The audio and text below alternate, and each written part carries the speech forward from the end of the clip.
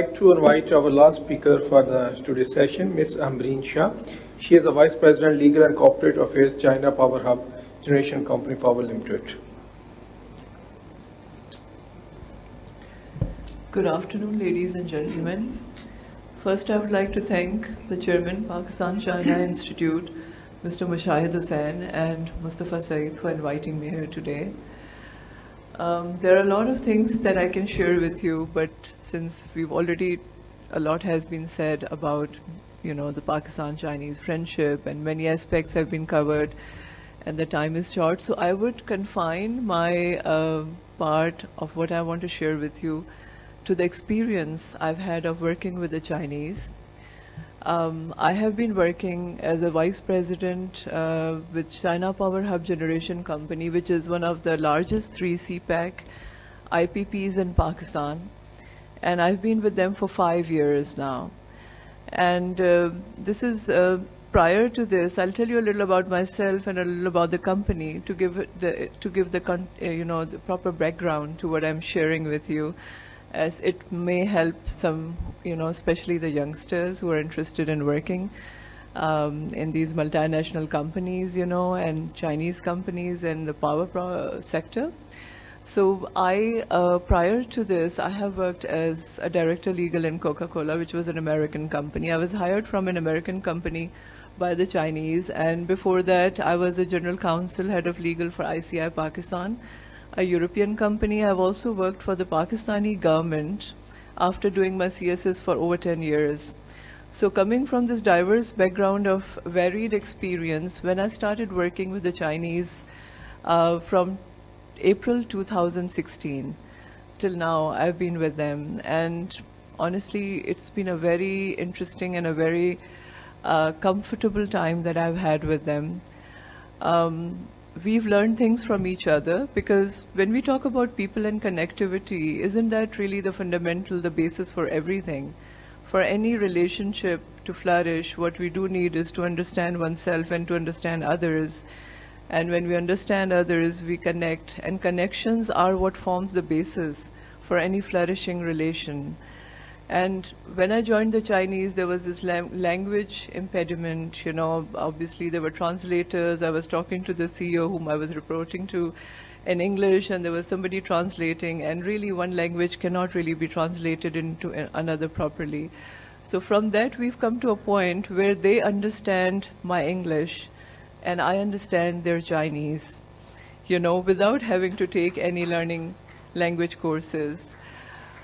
So, and, things that I noted about them that I actually liked. I mean, they're very positive, they're very progressive, they're also very humble. If there's something that they realize that someone has which is good, or something that they feel they need advice on, they're very open to it. It doesn't matter if you're a junior or a senior or whoever you may be. This is a company I joined as a director legal, and I got promoted to vice president, and I'm heading 2 departments. I'm the only Pakistani who's at VP level right now, and I'm also a woman on top of that. So there is no gender discrimination, there is no nationality discrimination. They hire and they give importance to people based on merit only and performance, which is something that I really respect. Trust and respect and loyalty is important to them, and it is for me too. So, so these common grounds helped us understand each other. And another very good thing about them is that they value the participation of women as a very good resource. Even Chairman Mao said that women hold up half the sky, which is true, because half the population of any country is women, and most countries don't have enough participation in professional fields from women. They're still in the houses, so we're wasting a very good resource.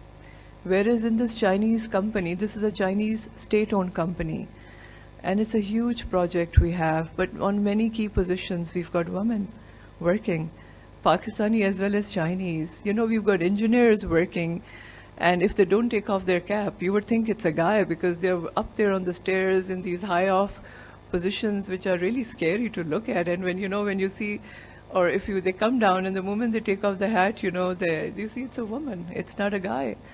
And so, they treat you as equal. And I think even for women to participate equally in this professional fields, you have to forget that you're a woman and you want this treatment.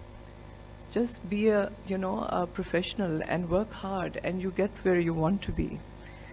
So, for the Chinese, this thing is good. They value the participation of women and men equally. There's no gender biases.